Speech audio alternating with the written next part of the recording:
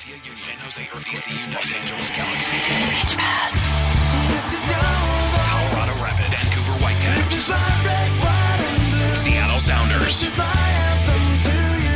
Montreal Impact, Plus USA, New York Red Bulls. Pitch Pass, your all-access credential to the people that matter in MLS. Here's your host, Greg Roach.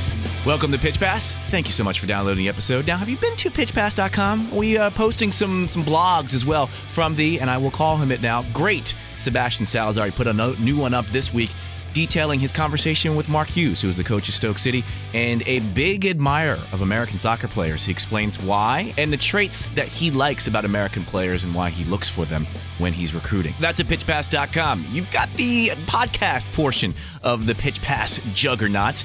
And if you've gotten it through iTunes, thank you very much. You know what I'm about to ask you now. Rate us and leave a comment if you could. If you got us some other way, thank you very much for doing it. No matter how you found us, just tell more people about this show. We've got Grant Wall coming on in just a few minutes. We'll recap a little Gold Cup stuff. We got the All-Star game coming up in MLS. We'll talk to him about that. And some new owners for Columbus Crew. We'll get his thoughts on that. But first, we head north of the border and talk to goalkeeper Troy Perkins of Montreal Impact. Troy, how are you, my friend? Good to speak with you again.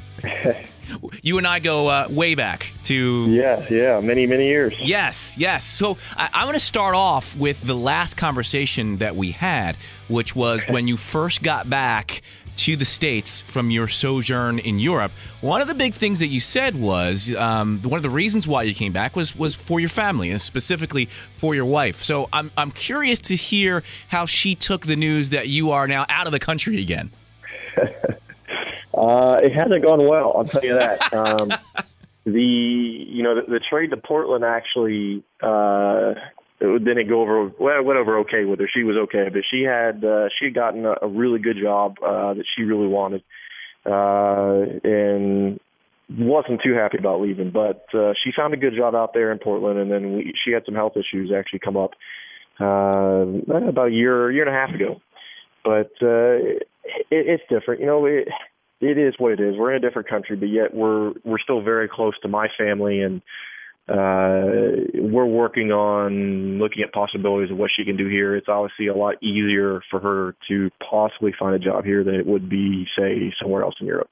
Well, it's interesting because your story has been documented, and I thought especially when you were still having your second job, it made for a really nice storyline for a lot of writers. But speaking about her situation, that's something that you don't hear a lot about with MLS players, and a lot of the families, the spouses, they have to continue working because you guys aren't making the millions of dollars that basketball players are making. So I would imagine it would be kind of frustrating when you do get settled in a job and then all of a sudden your spouse comes home and go, hey, you know what, we're moving to the other side of the country. And then also, by the way, now we're moving out of the country again. It's not easy for them, and they go through a lot. But on the flip side, my wife has a very good degree. She's a doctor of pharmaceuticals, and she works hard. She's a great woman. And so from that standpoint, it's one of those where, I'll play as long as I can. And then when I'm done playing, she can go do whatever she wants and I'll stay at home. So that's fine with me if that's the path that we have to go. But, she's been great throughout the whole thing. Well, let me ask you, because I'm sure that when you were overseas, usually the clubs kind of get you language lessons. Do the Impact do that for their foreign players, which in this case would be you? Are they giving you guys French lessons if you would like them? They haven't. They're not going to give them to us. It's not one of those things where you're stuck if you don't speak French. Say a guy comes from South America and only speaks Spanish. He's in the U.S. They have to provide English, or else the poor guy's not going to be able to get around. Yeah.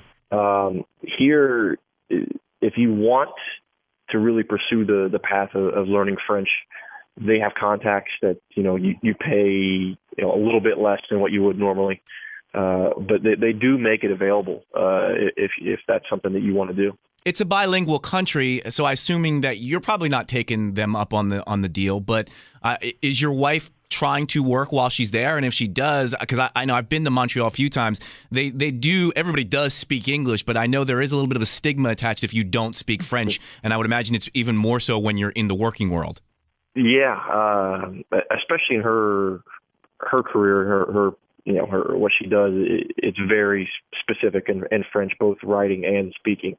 So that's something that we're pursuing. We're actually expecting our second child in the next few months. So for now, everything's been put on hold. But it is definitely something we're going to look at. We've even looked at a tutor that may just come to our whole family. But my son is currently learning French at school, so for him, it's actually been a great thing. Well, let's continue on the language track. I imagine for you when Nesta first got on the team, you as a keeper, you've got to marshal your back line, but it is Alessandro Nesta that's in front of you. How long did it take you to get over I'm being a little deferential to this guy, but I also need to get some things done as far as getting my back line together? Yeah, I mean, there's a respect there. He's one of those guys that you don't have to, be on all the time. Even if he's making a mistake or he may be lazy of getting up, or you don't need to sit there and yell it out. I mean, because he gets it. He knows what he's doing.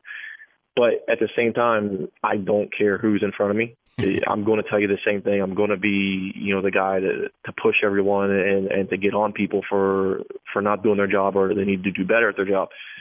So from that standpoint, it's a way of I've gained their respect, and the way that I've given them the respect that they deserve of not being someone who's always yelling at them. When do you yell for the first time? Do you do it in practice just to break the ice, or do you save it to the game where he can't really do much back because everybody's watching? No, you do it in training. You start off with you got to have an open conversation. You can't sit there and yell at someone and not allow them to yell at you. If you make a mistake, you have to be willing to accept it. And like I said, it's a respect that's both given and earned, and in that sense. And then when it comes game time, it's just one thing that maybe you just raise your voice a little bit, or you're specific about what you're saying to them, and they get it, and they're not going to take it personal, and they don't give personal insults back, either in the game or in training.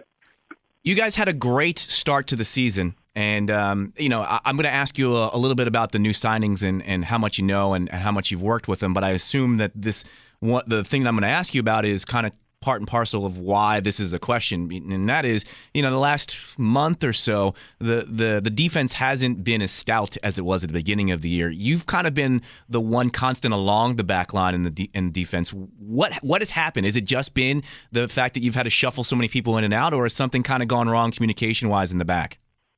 No, I think we lost touch with the whole reality of the situation. Is in this league, if you're not willing to battle and to fight and to go to war every game, you're not going to have the right to play and to play the possession style. You're not going to have the time to, and you're certainly not going to have that presence to dominate a team physically and mentally. And I think that's where we got away from what was successful for us in the beginning of the year. Is you look at possession percentages, and I don't like stats, but you look at them throughout the first couple games of the season, we had the very little minimum possession, but we were dominant in the fact that we were organized, we were hard to play against, and we were very tough physically.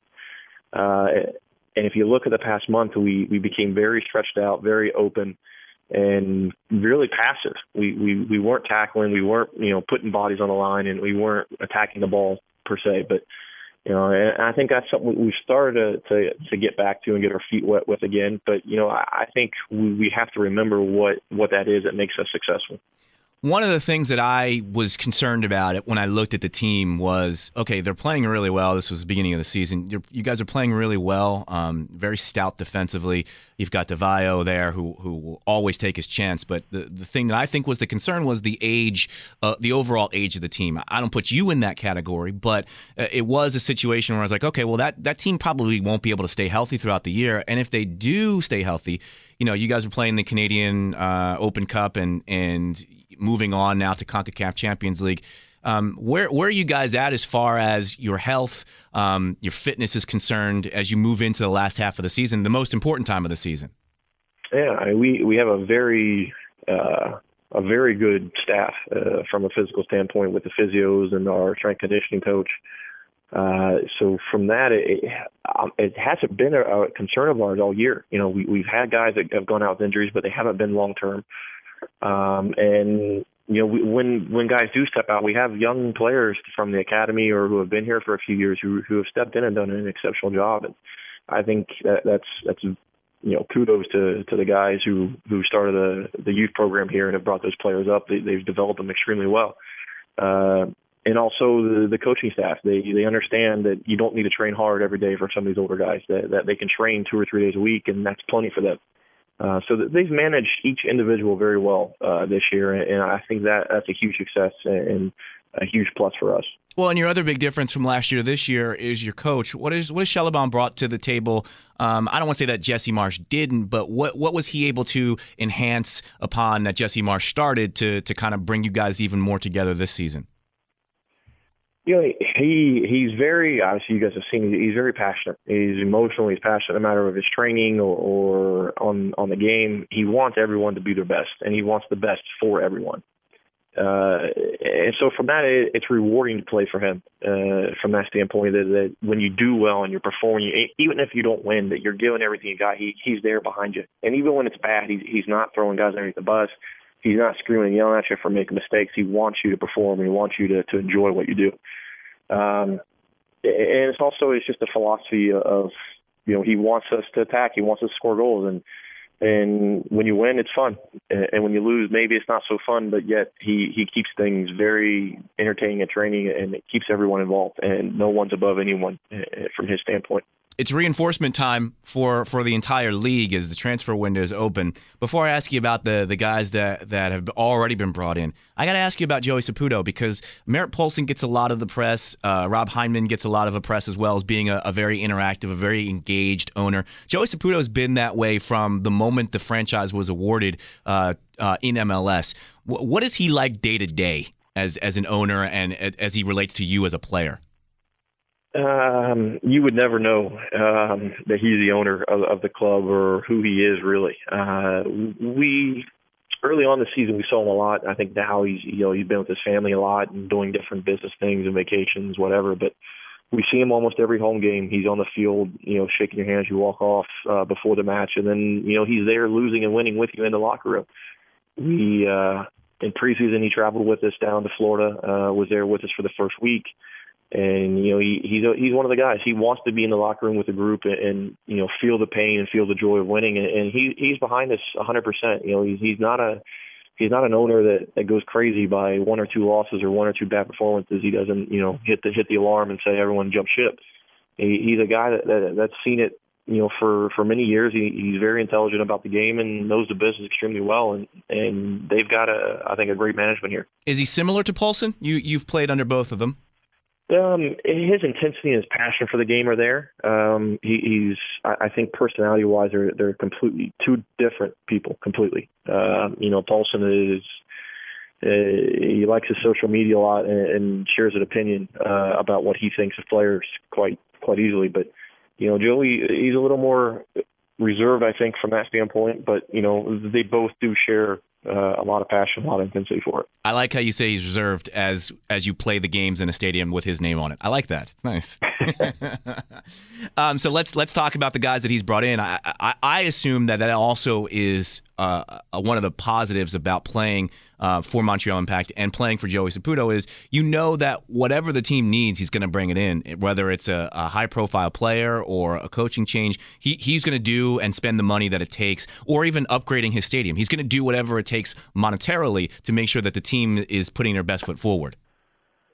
Well, I wouldn't say that he'll do whatever it takes. He's doing whatever it takes in a smart way. He's not just throwing his money around or throwing the club's money around just to buy whoever he wants. It's got to be the right fit for them, and they have an idea of the type of player they want here and the mentality and the experience that they want and what they want to do going forward. So they're very specific on what they do and how they do it. So it may look from afar that they're willing to do whatever it takes, but when you really look at it, it's a very specific methodology that they have. I wanted to ask you about Hernan Bernadello, who is the new DP signing. Is he there with you guys yet? Is he training with you guys? He's been with us for about a week now. I haven't seen too much of him, as with him being a midfielder. I don't play too much with him, but both of them, they come in the locker room, and you would never know they've played where they've played, and there's no egos. They're great guys, and I think everyone's really happy to have them here. where is he fitness-wise in your uneducated opinion? I know you're not a physio, but where is he fitness-wise? If I'm an Impact fan, when would I kind of plan on seeing him play with you guys? That honestly would be up to him and the staff. But, I mean, for me, as a professional, you're always fit, whether you're in season or out of season. Your fitness is never really an issue. So I think, we maybe see him this weekend, maybe Wednesday, who knows. And Adrian Lopez, who I assume you are working more closely with, was the other signing. Where do you see him fitting in along your back line? I don't know. Wait, was he one of those guys? Because we talked last week with Chris Rolfe, and he was kind of scratching his head that they brought in a DP signing to play his position. Are you kind of in the same position where you're like, do we need a defender? Well, no, we do. We need a younger defender, and that's what he brings. If you look at Nesta, he's come out a couple times and said this is last year, and you look at next season. Well, what do we have for next season? We don't have anyone right now. So we need that experience that he brings, and he's bringing a lot of quality to the table, and so he may be one of those guys that steps in, and you're like, well, how do we not play him? So we have to put him in. So we'll see. Time will tell. What is your favorite DeVio offside joke? We just give him stick all the time about how many times he's offside, and it's almost, I think we have a running pool of seeing if he can match his goals for the year and how many offsides he can get in one game. Well, I was going to say there's no chance he can match his goals with his offsides. No, you never know. I mean, in one game he might. That's true. and the thing that you always have to say though is you could be offside 50 times. You bang in two goals in a game, that's fine. Be offside as much as you want. Exactly. You are, I don't want to say you're coming home, but you guys, your match this weekend is against DC United. Do you get up for these games more than say, a random game versus Chivas USA? No. With this league, and I was actually talking with our head coach about this, as there's no easy games in this league, and there's no team that you say, okay, we just go in, if we play well and we keep possession, we'll win. DC is a tough place to go and play, because of the heat, because of the facility, and because they want to prove a point that they're a better team than what their record shows. And Ben's going to have them fired up no matter what. And bringing Montreal in with the guys that we have, and they're going to be up for it. So it's not an easy game, and we're certainly going to be up for it as well, because we have to get ourselves back to the top of the table, and we certainly want to show that Saturday was not just a fluke. Well, you guys have 2 games in hand and are only a point out of first place in the Eastern Conference, so there is plenty of time to make your move or continue your move. But it's got to be a little bit different, though, for you guys this year as you travel, and maybe even at home. You guys aren't in the underdog role anymore. You guys are one of the top teams in the Eastern Conference. Do you feel a different attitude when you guys come into a visiting venue, or is the crowd at Saputo different now that you guys aren't the underdog anymore? I think let's look at the home crowd. I think there's more of a buzz about us in the city. People are certainly taking notice of us a lot more than they did last year. But when we go on the road, no one really cares. It's the only guys they care about are the Italians, because obviously everyone knows who Marco DeVio is, and Alessandro Nesta. They want to take pictures and get the autographs. But outside of that, it's not a big deal. But it certainly is growing here in the city, and the better results we get, people really notice us. And I talked to Amanda Stein, who covers you guys for the ESPN or the TSN affiliate in Montreal, and her big thing was the fact that you guys were still making a mark while the Canadians were on a playoff run, knowing that the Canadians were always going to be number one in the city. Is as an American, is that something that you are cognizant of this time of year, making sure that you continue to stay in the public eye as far as the city is concerned? Yeah, certainly. And, it's always going to be tough in the city with hockey going on. And even with the CFL, the Alouettes here, do have a good following. And so for us, we got to keep pushing and getting good results and making a statement. And people are going to really stand up in the city. They really like a winning team in the city. They like their sports. And when the team's doing well, a lot of people come out. Well, Troy, we miss you here in D.C., so it's going to be good to have you back for this weekend at RFK. And best of luck to you guys in your playoff push, my friend. Well, I appreciate it very much. It's great talking with you. He's a good guy. You don't hear much about Troy Perkins because of the predominance of good goalkeeping in MLS, but also he's very, very, very soft-spoken, very quiet guy. So one of the more underrated keepers, I think, in the league, and I think you're seeing it outside of what he referred to and what I refer to, a little bit of a bump in early July. But if you look at their results, 1-0 win over Sporting this past week, 0-0 draw against FC Dallas, they're tightening that defense up, and I think Troy Perkins is definitely one of the more underrated players in MLS.